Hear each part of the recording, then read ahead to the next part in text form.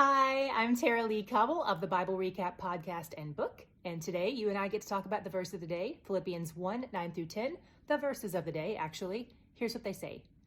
And this is my prayer, that your love may abound more and more in knowledge and depth of insight, so that you may be able to discern what is best and may be pure and blameless for the day of Christ. These words are part of the letter that the Apostle Paul wrote to the church in Philippi. Paul loves these people. He planted this church, he watched it grow, and he spends a lot of this letter reminding them that God would finish what God had started in them. Even though Paul had planted their church, he gave God the credit for it all. Hold on to that thought for a minute. In this short book to the Philippians, in this short letter, Paul addresses not only their hearts, but their minds and their souls as well.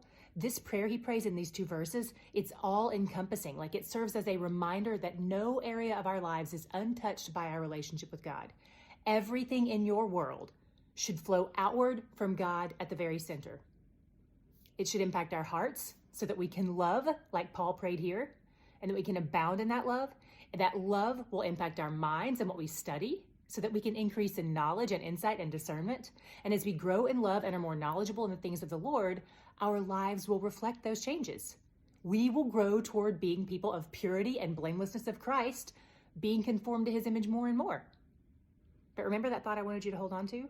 It's a reminder from Paul that shows up frequently in this short letter.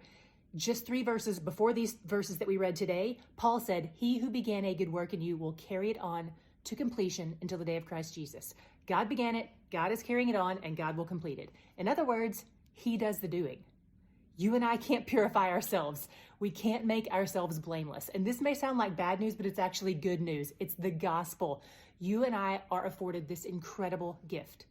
Jesus not only paid for our sin debt with his death, but he also paid for our righteousness with his life. He lived the perfect, pure, sinless, blameless life, and then he granted us his righteousness, assigned it to our account. That's where our purity and blamelessness come from, not from any good works that you and I could do. So today I'm praying this prayer for you, that you may abound in love, that your love may prompt you to grow in knowledge and in insight and discernment, and that you'll be able to see where God is moving you and directing you toward the holiness that he has already granted to you through the finished work of his son, Jesus. Lean in. The more you grow in him, the more joy you'll find, because he's where the joy is.